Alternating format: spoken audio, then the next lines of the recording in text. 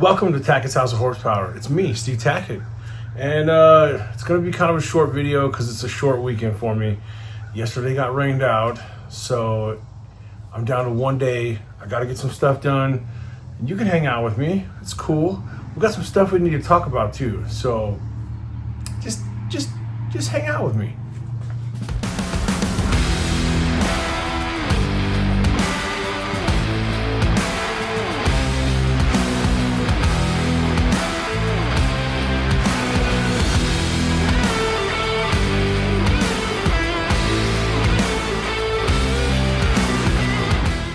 The first little project I got to take care of this morning is I got an issue with one of the motorcycles. I don't know if you guys know this, but I love to ride motorcycles. I got crotch rockets, and recently, a couple years ago, I got a Harley. You see the gray in the beard there. It's time to, slow down and get yourself a Harley. You know what I mean? And I'll just show you what I did, but you're gonna get a good laugh out of this. Almost dumped the Harley right here in the front yard. So if I ride the crotch rocket, I can sneak it right through here. When I'm coming home, I can just go whoop right up here. I can shoot the lane with a crotch rocket. It's a little more difficult on a big, giant, heavy Harley Davidson. So what I did was, what is this? Here's a C10 coming. I don't know who this is, but he's got a nice little C10.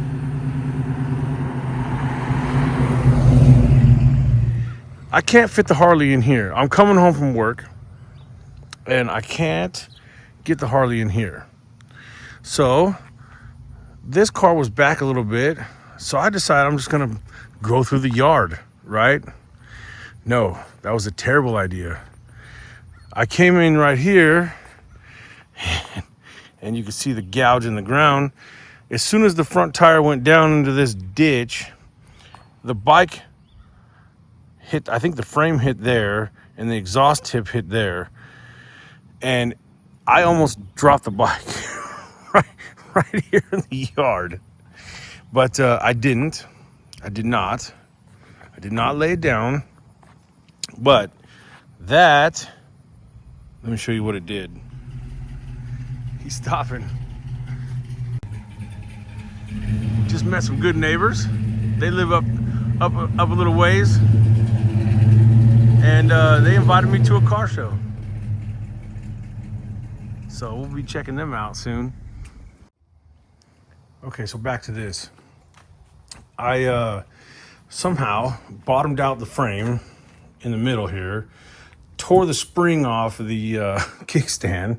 It's gone. I don't know where it went, but the kickstand is just flopping in the breeze now, and my tailpipe hit the ground. I put a nice ding in the tailpipe. So this one too a little bit, that one mostly, and then almost laid it down. So I got a new spring. I got to stick this guy on so the kickstand will stay. Okay, so we got a little bracket here. It's got a hole, and there's a hole right there. And somehow I got to manage to stretch this guy between there and there. So this is going to be fun. Why didn't you guys tell me this was going to be a giant pain in the you-know-what? So, right now the motorcycle is balanced precariously on a jack over there. So if this falls, that would suck. But apparently the easiest way to do this is to take the jack stand off, because that spring has about 9,000 foot-pounds of tension. I don't know why. It's just a jack stand. Harley. Anyways, I wanted to talk to you guys for a minute.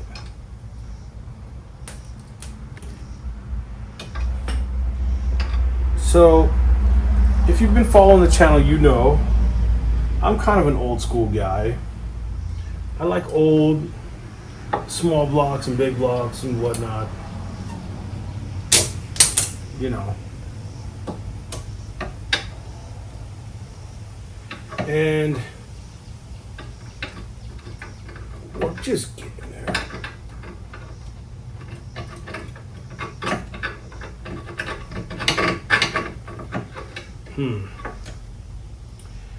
That was not easier. It's still a pain. One of my most popular videos on the channel has been the 400s. When I build a 400 or I work on a 400, everyone seems to like it. And I've been kicking around the idea of what to do as far as a drag and drive car or a drag and drive build. And I've been kicking around the idea of, I can't even decide which car I want to use. The original plan was down and dirty, but the green Chevelle or down and dirty, or even the little 100 series Nova. And I thought about it and thought about it and thought about it. And I've always been a high compression, high revving, small block Chevy guy. I've done a few big blocks, but I'm still I'm a small block guy. I like 400 small blocks. And seriously, what is the deal here? Am I gonna have to take the whole bracket off? Wow. Okay, let's try that. Anyway, what was I saying? Okay, so 400 small block guy, that's me. But if you want to do drag and drive and all that, you know, stuff, is it better to go LS swap? I know, everyone right now. LS swap. Oh.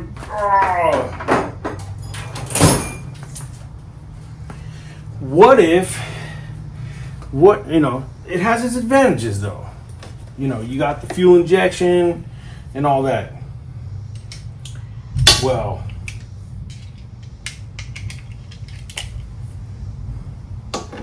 what if we kind of combine the two? What if we do a 400 small block, fuel injected, a turbo fuel injected 400 small block? What do you think about that? Any thoughts? And then what car do we put it in? The green Chevelle is technically the race car. What's got me really thinking about it is like, I've been watching Cletus's, recently he did they're kind of like down and dirty racing cars, budget builds. And I love his turbo LS swap in that El Camino. That thing is pretty cool. I gotta admit, that thing is pretty cool. So, why can't we do that? But what if I do it with a small block 400?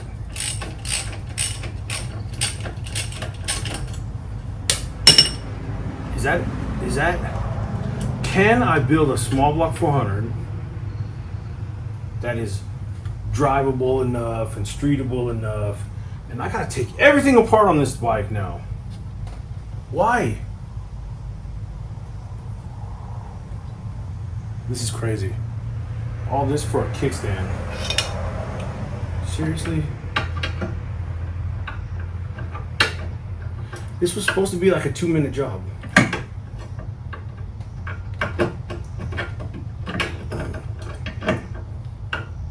I'm gonna knock it off the jack, I know it. I'm pushing on it and I'm afraid that I'm gonna knock it right off of the jack.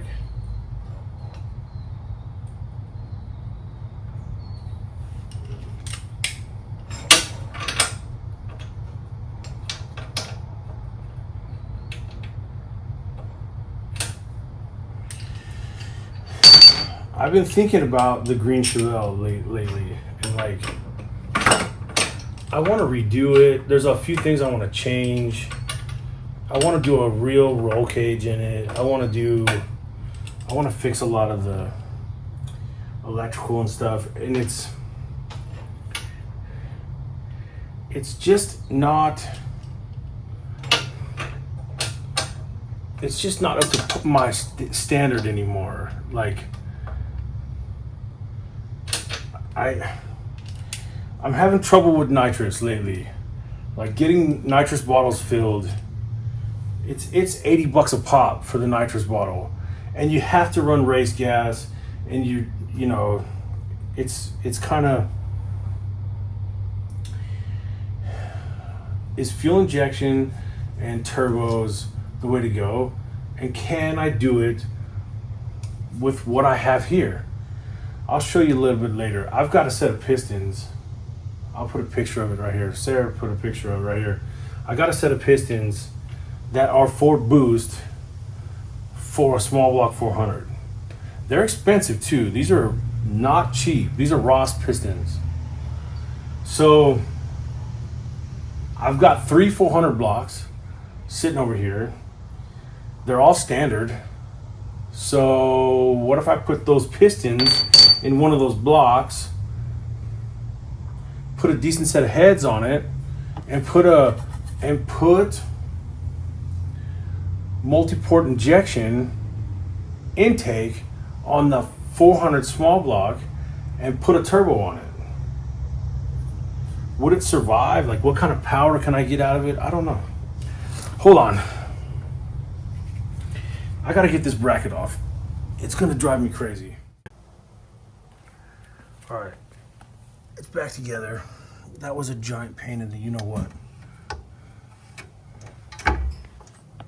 So, kickstand is functioning again. Check this out though. We're about to get rained out again. Look at those clouds. It's almost like monsoon season in Arizona right now. Like, it's sunny all day and then the clouds roll in the afternoons. So we're about to get rained out again. Crazy. But anyways, hold on a second. I want to show you what I was talking about with those pistons. This is a good conversation, and I want to get everybody's stance on this. Okay, the Harley is back on the ground, sitting on the kickstand. Everybody's happy. Don't try to off-road your Harley, okay? You could end up laying it down in the yard. Remember that. So, anyways, I'm all hyped up now thinking about building engines. This is how my brain works. What I have here is, I want you to see this. This is what is making me lean this way. Because I have behind me, I can show you later. Behind me I have an aluminum 5.3. So it'd be real simple to call Texas Speed, get a rotating assembly, slap that 5.3 together, put a turbo on it, done. And that's basically like what Cletus has in his El Camino. And that thing is, don't get me wrong, that thing is amazing. It's hard to compete with that. I mean, bang for the buck, drive it, drag it, make stupid power in a heavy car like that. If you watch those videos, you'll know what I'm talking about. I mean, watching those videos made me lean toward the 5.3. But I have something that makes me keep wanting to go 400. Number one, I love the 400 small block. Most of my cars either have had or do have 400s in them right now. So if you're new to the channel, I like them. Anyways, take a look at this. This is a brand new Ross pistons, rings, severely dished 400 on a 5.7 rod. Nice bolts, balanced. The only problem with them is they're standard. They're standard bore. So I have 3 standard 400 blocks. They're all sitting behind me. They're all crusty looking. We could dig them out, check all 3 of them, see which one is in the best shape, hone the cylinders, clean the block, put new cam bearings in it, stick these pistons in it,